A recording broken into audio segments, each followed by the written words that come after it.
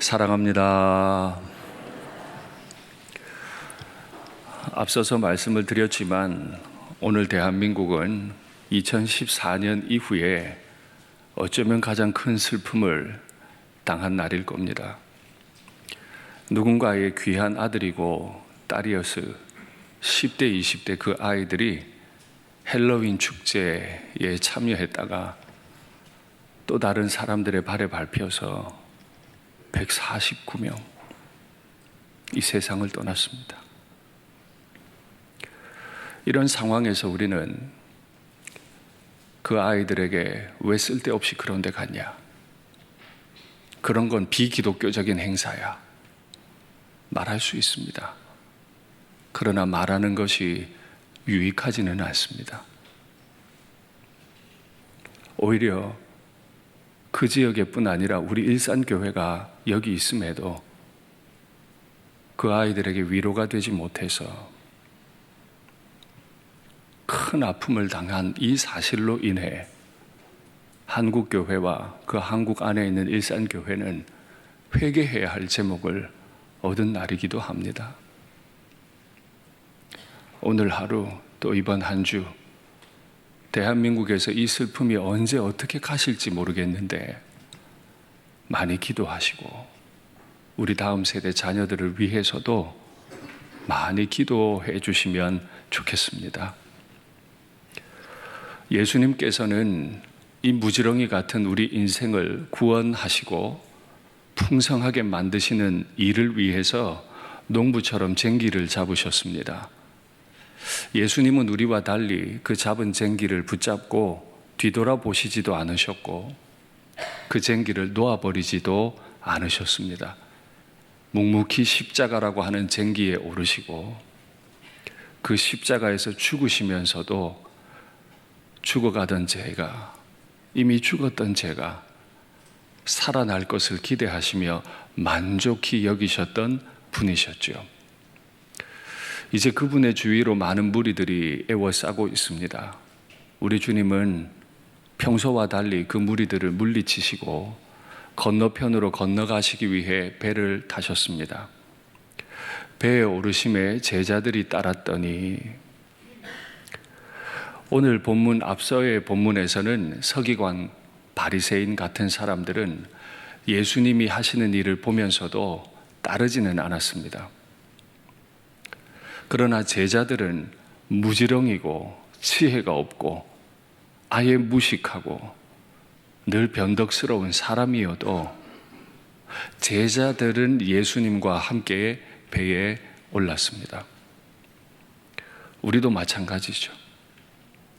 탁월해서가 아니라 주님을 다 알아서가 아니라 주의 은혜로 살았고 주의 은혜로 제자가 되어서 주님의 배에 오른 줄 믿습니다. 앞으로도 여전히 연약하지만은 부족하지만은 주님이 배에 오르시면 우리도 함께 배에 오르는 동행의 은혜가 있으면 좋겠습니다. 그런데 예상하지 못하던 일이 일어났습니다. 큰 놀이 바다에 일어나매 배가 물에 잠기게 되었더라. 마가는 이 때를 분명히 기록합니다. 저무는 시간이라고 해요. 갈릴리 바다에 간혹 풍랑이 일 때가 있었는데 보통 그 풍랑은 오전이나 오후에 불었습니다. 해 지는 때나 밤에는 풍랑이 없어요. 예수님이 배에 오르신 시간이 해 저무는 시간입니다. 풍랑이 없어야 하는 시간이에요. 그런데 예수님이 배에 올랐고 제자들도 배에 올랐는데 큰 놀이 일어났다. 여기 이 크다라고 하는 헬라어 단어는 여러분이 잘 아시는 단어입니다. 메가스라고 하는 단어입니다. 메가라는 말 들어보셨죠? 거대하다는 뜻입니다. great하다는 뜻이에요. great storm, 정말 거대한 폭풍이 예수님과 제자들이 탄 배를 덮쳐버렸습니다. 그럼 여기서 한 가지 궁금함이 생겨요. 모든 것을 아시는 예수님께서는 바다의 이 갑작스러운 큰 놀이, 일어날 걸 아시고도 배에 오르신 겁니까? 이번 기회에 제자들에게 한번 가르침을 주려고 바다에 큰 놀이 일어나는 걸 아시고도 일부러 오르신 겁니까? 아니면 모르셨습니까? 아니면 그 따위는 중요한 게 아니고 건너편에 볼 일이 더 중요하기 때문에 그냥 서둘러 배에 오르신 겁니까? 성경은 아무것도 기록하고 있지 않기 때문에 우리는 여기에 대해서 어떤 말도 할 수 없습니다. 그러나 한 가지 분명한 건 있습니다. 그 바다를 지으신 예수님, 거룩하신 예수님, 거룩한 사명을 위해 건너편으로 가기 위해 배에 오르셨던 예수님이 그 배에 타고 계셨어도 바리새인과 서기관은 따르지 않았으나 제자들은 따랐는데 그 거룩한 무리들이 그 배에 타고 있어도 바다에서는 예기치 않은 큰 놀이 얼마든지 일어날 수 있다 하는 겁니다. 우리가 믿음의 길, 거룩한 길을, 왕의 길을 걸어가는 동안에도 얼마든 이 놀은 일어날 수 있어요. 그때 예수님은 주무시고 계셨다라고 성경은 기록해요. 배가 물에 잠기게 생겼는데 엄청난 크기의 폭풍이 몰려왔는데 예수님은 왜 안 일어나셨을까요? 그래서 어떤 사람들은 이렇게 말합니다. 아니다, 예수님은 깼다. 제자들이 어떻게 하는지 보려고 자는 척하고 계셨을 뿐이다. 그럴 수도 있겠습니다. 그러나 저는 성경에 기록된 대로 설명하려 합니다. 예수님은 주무시고 계셨습니다. 아마 하루 종일 여러 사역들을 하시느라고 많이 권하셨나 봅니다. 육체를 가지셨던 예수님이니까 벌써 초저녁부터 잠에 골아 떨어지셔야 할 만큼 피곤하셨던 모양이에요. 그렇게 거룩한 일들을 열심히 해 가시던 중에도 거대한 태풍은 일어났고 제자들이 할 수 있는 건 아무것도 없었습니다. 그래서 그들이 예수님께 나와 이르되 주여 구원하소서 우리가 죽게 되었나이다. 예수님의 제자들이 할 수 있는 게 뭐가 있겠어요? 아무것도 할 수 없으니까 방금 전까지 환자들을 고치시고 귀신을 쫓아내셨던 예수님을 서둘러 깨울 수밖에 없습니다. 그러나 성경의 흐름을 가만히 살피면 이들이 어떤 구체적인 해결책이 예수님께 있어서 깨웠다고 보이는 것 같지는 않습니다. 아까 귀신을 쫓아냈으니까 유대인들이 믿기에 바다를 통치한다고 생각했던 얌이라고 하는 신을, 이 귀신을 예수님이 쫓아낼 수 있지 않을까 생각하는 정도였겠지요. 아무것도 모른 채로 황급하게 예수님을 흔들어 깨웠는데 문제가 하나 있습니다. 주여 구원하소서. 여기까지는 굉장히 제자의 모습 같은데 우리가 죽게 되었나이다. 저는 비난하고 싶지 않습니다. 그 말을 하는 제자들의 모습이 저의 모습이기도 하기 때문입니다.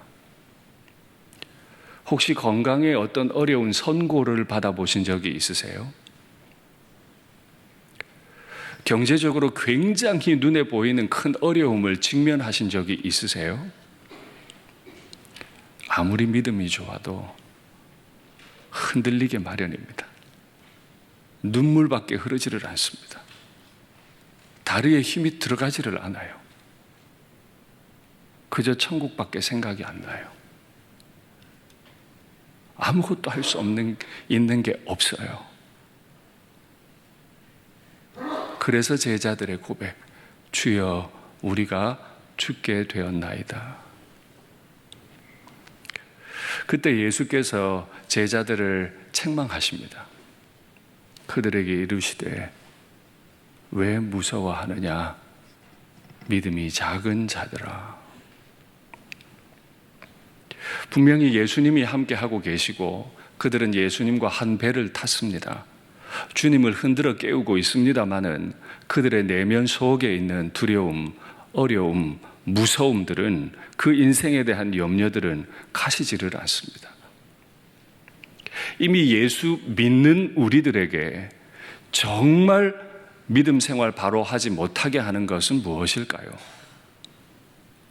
염려라는 겁니다. 두려움이라는 거예요.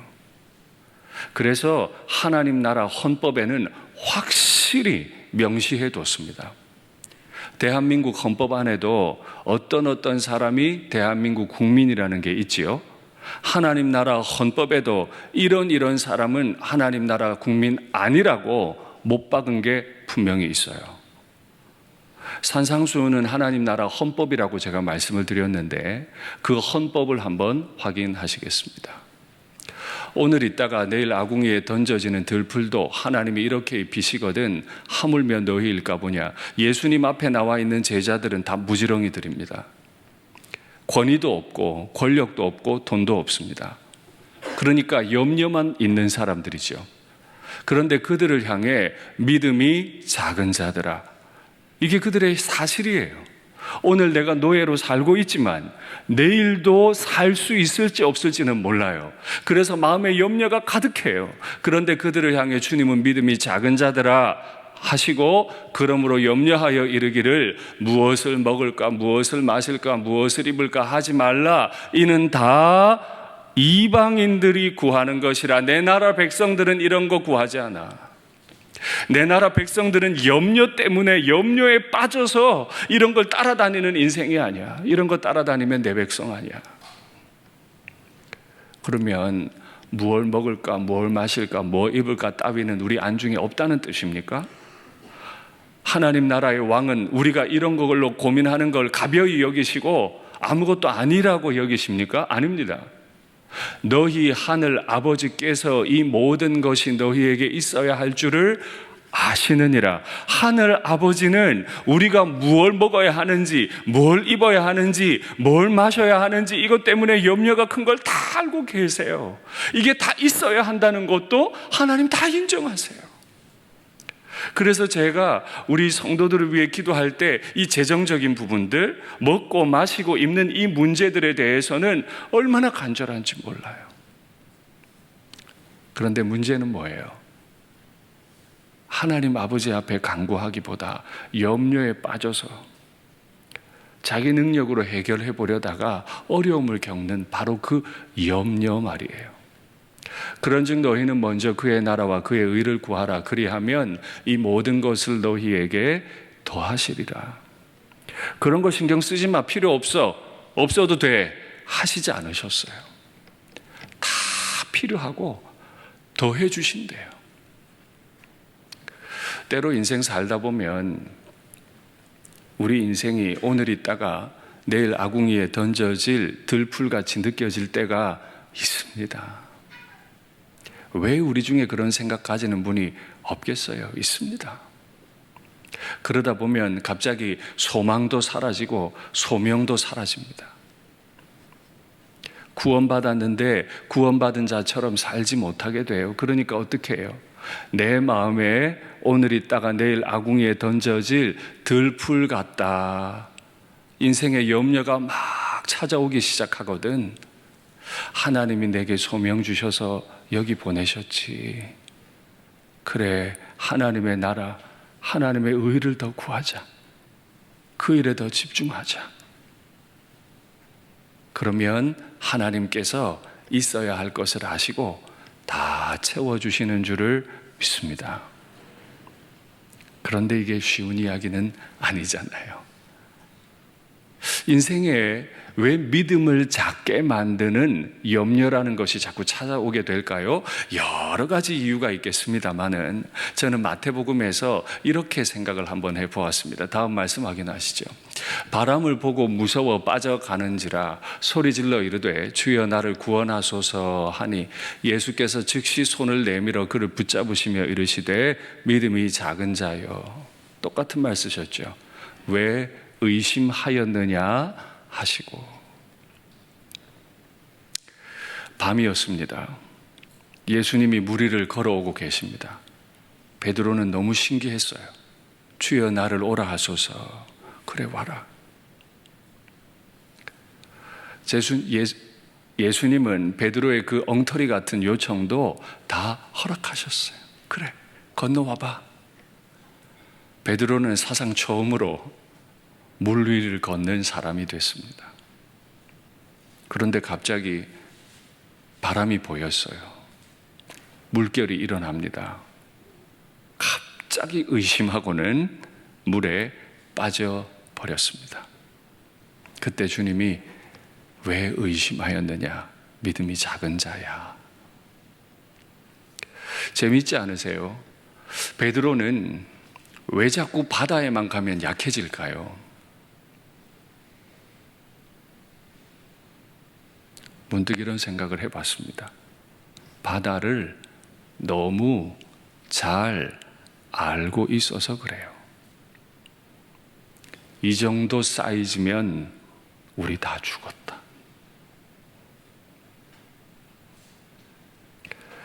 인생에 대한 내 지혜가 많을수록 인생에 대한 염려도 많죠. 내가 전문성을 가지고 있다고 생각되는 그 부분이 예수님을 믿기가 가장 어려운지도 모릅니다.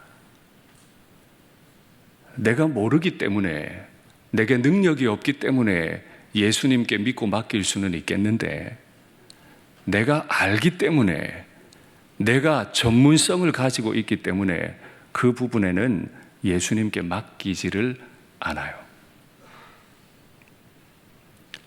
가정에서도 교회에서도 마찬가지예요. 난 이 교회를 오래 다녔고 난 이 일을 많이 했어. 그 지혜가 하나님의 인도받음보다 더 커요. 그래서 그 순간에 자신이 알아서 판단해요. 이 정도 사이즈면 우린 다 죽었다. 그래서 우리는 이런 방식에 내가 잘 알고 있다고 생각하는 부분에서 하나님을 신뢰하지 않게 되는 이런 못난 믿음이 없는 이 행동이 삶의 체계로 자리 잡히지 않도록 정말 조심해야 합니다. 다시요. 우리는 잘 모르고 우리가 무능한 부분에서 주님을 의심하는 게 아니라 잘 알고 있는 부분에서 주님을 신뢰하지 않을 가능성이 매우 많습니다. 예수님 당시의 바리새인과 서기관들도 마찬가지였죠. 그들은 성경을 너무 잘 알고 있었어요. 그래서 성경을 다시 가르치는 예수님을 믿지 않았죠. 마태복음 확인하시겠습니다. 예수께서 이르시되 삼가 바리새인과 사두개인들의 누룩을 주의하라. 바리새인과 사두개인들의 누룩은 뭐죠? 말씀을 알아요. 율법을 너무 잘 알아요. 이 율법을 어떻게 하면 지킬 수 있다는 것도 전통으로 만들어 놓을 만큼 잘 알아요. 그러나 지키거나 믿거나 순종하지는 않아요. 아는데 주의 뜻에 따르지는 않아요. 제자들이 서로 논의하여 이르되 우리가 떡을 안 가져와서 예수님이 지금 이런 식으로 말하나 보다 하거늘 예수께서 아시고 이르시되 믿음이 작은 자들아 어찌 떡이 없으므로 서로 의논하느냐. 내가 지금 그런 문제 얘기하는 것 같아. 바리새인 서기관뿐만 아니라 너희들도 잘 알고 있는 부분에 있어서는 신뢰하지 않을 수 있다. 그 증거로 예수님이 예를 하나 드세요. 말씀 확인하겠습니다. 아침에 하늘이 붉고 흐리면 오늘은 날이 굳겠다. 그렇죠? 우리도 아침에 일어나서 하늘 보면 오늘 날씨 어떨지 대충 압니다. 평생을 경험했기 때문에 그 영역에 대해서는 우리가 잘 알아요. 너희가 그렇게 날씨는 분별할 줄 알면서 시대의 표적은 분별할 수 없느냐? 악하고 음란한 세대가 표적을 구하나 요나의 표적밖에는 보여줄 표적이 없느니라 하시고 그들을 떠나가시니라. 같이 계시고 싶지도 않아요. 그들이 누굽니까? 성경을 잘 아는 바리새인 서기관. 이틀 전 금요일에도 말씀드렸죠. 담임 목사, 교회 중직자분들, 우리 교회에서 가장 조심하셔야 될 분들입니다. 세상 지식은 많은데 이 교회 오래 다녀서 일할 줄은 아는데 이 교회를 향하신 주님의 뜻, 내가 어떻게 교회를 섬기는 것이 교회를 유익하게 하는 것인지 그건 몰라요. 주님은 그들과 함께 하지 않으시고 떠나버리셨어요. 그들을 떠나가시니라. 마태는 이 기록을 마친 다음에 화제를 하나 바꾸어서 엉뚱한 이야기를 기록합니다. 세상 사람들이 지금 날 그렇게 대하는 것 같아. 바리새인 서기관이 알고 있는데 아는 만큼 오히려 더 날 신뢰하지 않는 것 같아. 근데 다른 사람들은 나를 누구라 그래? 제자들이 대답을 열심히 합니다. 그건 그렇고, 그러면 너희는 나를 누구로 보고 있어? 바리새인과 서기관들은 성경에 기록된 예수님이 오셔도 믿지 않는데 너희는 나를 누구라 그래? 이게 예수님의 관심이고 오늘 본문의 핵심이라고 저는 생각해요. 나에게 예수님은 어떤 분이세요? 베드로의 대답과 예수님의 대답을 확인하시겠습니다. 시몬 베드로가 대답하여 이르되 주는 그리스도시요 우리를 구원하실 메시아시요 살아계신 하나님의 아들이십니다. 정확히 알았죠. 예수께서 대답하여 이르시되 바 요나 시몬아 네가 복이 있도다. 이를 내게 알게 한 이는 혈육이 아니요 하늘에 계신 내 아버지시니라. 우리로서는 알 수 없는 예수님을 하나님은 베드로에게 은혜를 베푸셔서 알게 하셨어요. 그리고 한 가지 약속을 하셨죠. 음부의 권세도 너를 이기지 못할 거다. 사망도 결코 너를 이기지 못할 거다. 내가 이 반석 위에 베드로와 그의 신앙 고백 위에 내 교회를 세울 건데 이 교회는 집어삼킬 만한 거대한 파도가 와도 사망이 와도 지옥 권세가 와도 이 신앙을 고백하는 교회는 결코 삼키지 못할 거다. 예수님은 십자가를 목전에 두시고 제자들에게 정말 중요한 걸 가르치셨죠. 고린도전서 15장에서 바울은 이 부분을 이렇게 설명합니다. 말씀 확인하시죠. 우리 주 예수 그리스도로 말미암아 우리에게 승리를 주시는 하나님께 감사하노니.